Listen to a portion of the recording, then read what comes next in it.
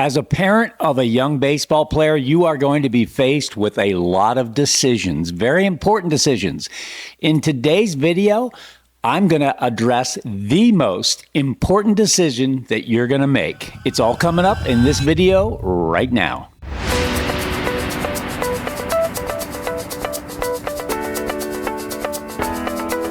And now, the most trusted name in all of youth sports, here's Coach Mark. Hey, it's Coach Mark. Excited to be here today with you to talk about the most important decision, in my opinion, based on 20 years of experience working with young athletes, working with parents. What is the most important decision that you're going to be faced with? Well, it's actually two questions. Are you ready? We're going to get right into it. Here's the first question. Are you going to get help?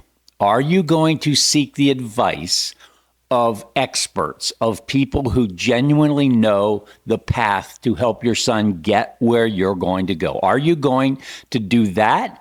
Or are you going to be like most people and you're just going to see what happens? You're just going to wing it. You're just going to go through it, even though you have no experience, no expertise. You're going to make all these big decisions on your own and hope for the best. Okay. You can kind of tell where I'm leaning on this one.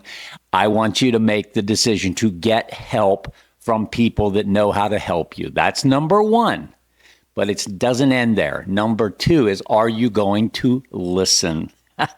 It sounds so easy, right? Get help, listen to the experts. And it really is that easy.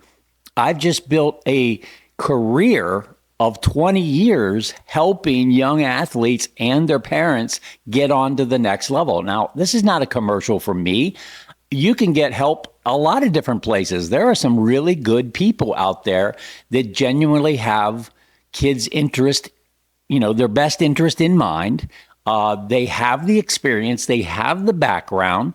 You just got to find who you want to work with. So saying yes to we're going to get help is the biggest decision, but right beside it is, are you going to listen? In today's video, I'm going to give you a couple examples of people who got help and people who did listen. Okay, now, if you've watched some of my videos, you may have seen a few of these stories pop up because I love these stories because, in my opinion, the kids that I'm going to tell you about right now, they would have not gotten where they went, where they got to play, had they not sought the advice of experts. And I wasn't the only one in their life by any stretch. It takes a team. We say it takes a village.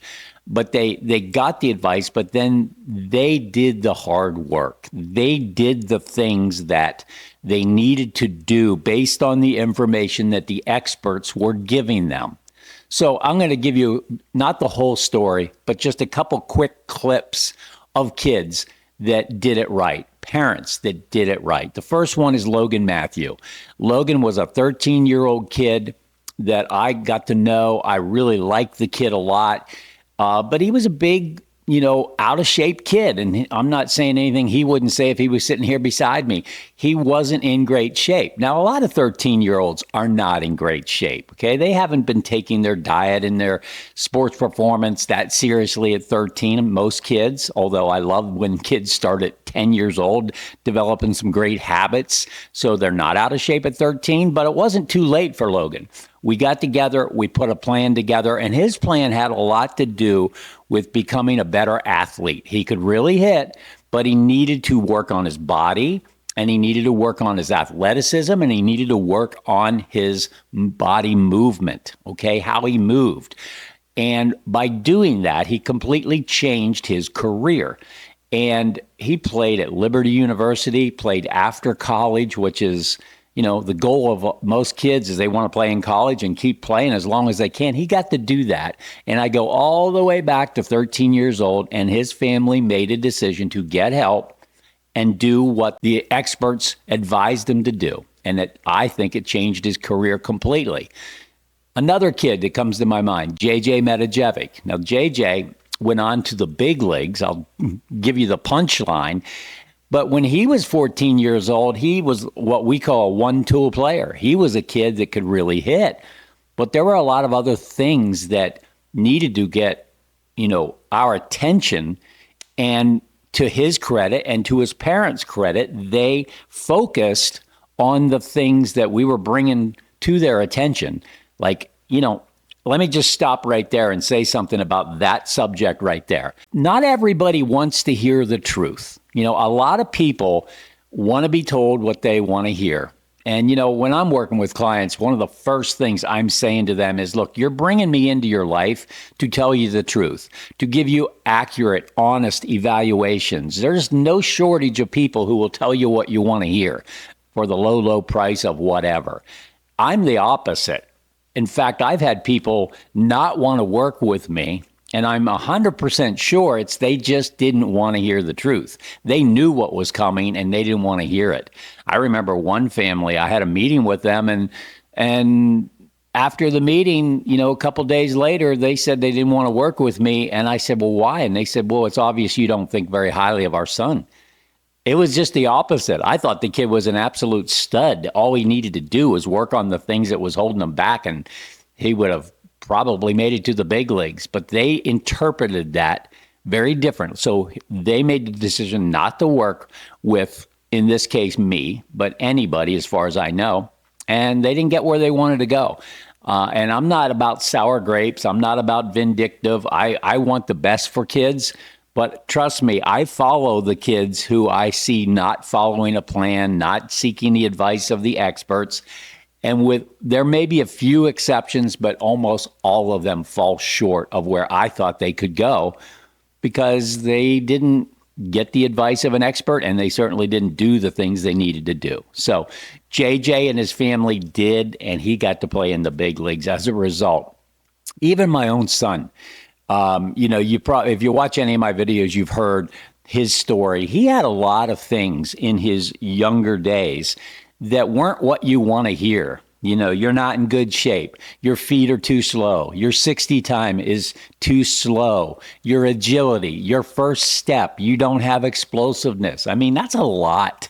That's a lot of stuff for a young kid to, whoa. You could easily say, I'm not even close. And maybe that's true. But by doing all the things you need to do based on the opinion of an expert, you can radically, dramatically change the trajectory of your career. I mean, I saw it with my own son. In fact, I saw it with both my sons. My son, Zach, who I don't talk as much about because his story maybe isn't quite as compelling as Christian's. Christian had so many things to overcome, and he did. That's why I love those kind of stories. But Zach was a really good athlete, but he couldn't hit. He wouldn't mind me telling you that. He played center field for his high school team, and he loved it. But there was nobody that thought he could hit at the next level, including me. And he just didn't want to put in the work to try to change that. But here's what, he had a really good arm, and he decided to be a side armor. Well, that's not an easy thing to do. So that was kind of brutal to go through the process of changing your arm slot to get to the next level. Not many guys can do that, but he did. He changed his arm slot. But you can imagine how many brutal outings that I had to endure watching him start a game and walk the first three guys, hit two more, throw a couple to the backstop. It's 4-0 before we get an out, and we got to take him out of the game. And, it wasn't fun, but it was part of his developmental plan. You're going to need to figure this out, and you can't do it in a bullpen. There was a lot of bullpens, trust me, but you got to just get out on the mound in a game and experience this failure and have a burning desire to keep working on it. And to his credit, he did. He got to pitch at Liberty University. And then his sophomore year, he couldn't find the strike zone again. And guess what? Scott Jackson and the staff got together with him and said, Zach, we can't bring you out of the bullpen. You're not throwing strikes. You really need to go to a JUCO and develop. And that's what he did. And it worked out. He went to Miami-Dade. He went down there and got a lot better, had a great pitching coach that really helped him in a very non-pressure atmosphere, and ended up getting to pitch at UCF, which was a great experience. He loved Orlando. He loved UCF. He loved his coaches and had a great time there at UCF. struggled through a lot of adversity to get there. So these are some of the stories, and I could tell you, like, I think it's close to 1,000 kids that I've been a part of, and they're not all full of all this adversity, but I would say the vast majority of them are, and all of them have the common ground of, you need to get better. We're going to tell you what it is. We're going to help you put a game plan together. You're going to have to do all the hard work. Stay committed. I mean, we can oversee it. We can hold you accountable. But the moment we don't see your commitment and your dedication to the plan that we helped you put together, we're out. Now I'm not like that with my customers because I have a contract to work with them, but it's hard to help people that aren't following the plan. But for those who do, oh my gosh, it is so much fun to see these kids moving up, especially the ones that are so far behind. This is another important tip for parents. If you've got a son that's 9, 10, 11 years old maybe, and he seems like he's way behind the other kids, do not worry about that. Just stay focused on his development. I have so many stories. I'll give you one. Mason Abramitis. Look at Mason in this picture. He's the little guy. He was always the little guy. But that kid just was like the Energizer Bunny. He just kept getting better and better and better. And we kept saying, you just keep doing what you're doing, Mason. You're going to catch up. And now look at him. Look at this picture. Division I athlete. He's not the little kid anymore. But he developed skills because he had to. He knew he was behind and he had to do it. We helped him get caught up, and he's just another great story of a kid that heard maybe what he didn't want to hear. In some cases, you can't help your genetics. If you're just a little kid, you can't help that. You can't take a pill and make yourself grow to be 6'3". But you can just keep working like the Energizer Bunny on your skills, on your development, on your attitude, on your dedication, all of that, and get where you want to go. So today's video is short. I just wanted to encourage those of you that are out there. You're watching videos for a reason. My guess is you're seeking information, and there is a lot of great information available to you now. There's a lot of people willing to help you. You just have to reach out to them and find somebody that you want to follow. You've heard me say it before.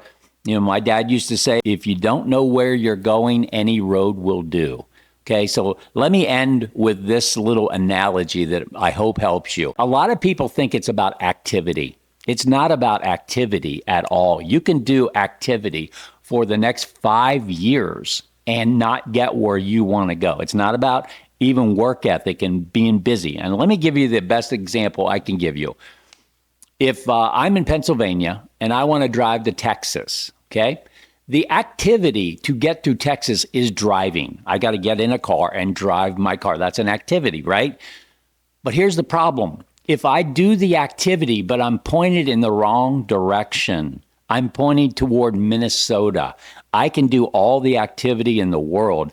And at some point, I'm going to realize the activity was the wrong activity. In the case of most high school kids, your junior or senior year, it starts dawning on you that, and I'm not trying to be negative, but this is what happens to about 93% of high school players.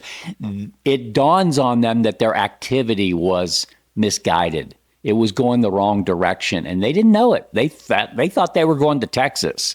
Okay, they were doing the activities, just misguided, the wrong activities. They were driving the wrong direction. I hope you're following my analogy here, because a lot of people are doing that. You can take the same amount of effort, same amount of activity, but it's focused on the right stuff, and you end up in Texas. Okay, you got to have a roadmap to get where you want to go, especially in today's super competitive environment. I mean, one last thing, as a high school player, you're going to have to be ready to go compete against men. If you're watching college baseball right now, you are seeing 23, 24, 25-year-old kids sometimes. And if you're a freshman, 17 years old coming out, the college coaches are looking at you going, can you compete with these guys? And if the answer is no, go to a JUCO, go to D3 schools, which there's nothing wrong with that. D2, those are becoming the feeder systems for Division I programs because the Division I programs just keep looking at the portal. 6,000 kids in the portal right now. They just keep looking there for their next players because those kids are more mature, more physically, advanced, more proven. Okay. But if you're a high school kid, you're going to need to compete with that a lot sooner than you might think. So the plan has to be about competing with that out of high school if you want to play college baseball. So I hope this helps today. Obviously, I help young athletes. It's what I love to do, but I tell them the truth.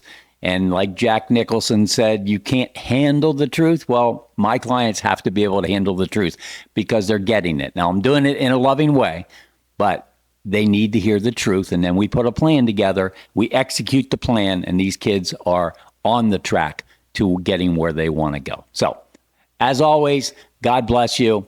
Bye for now.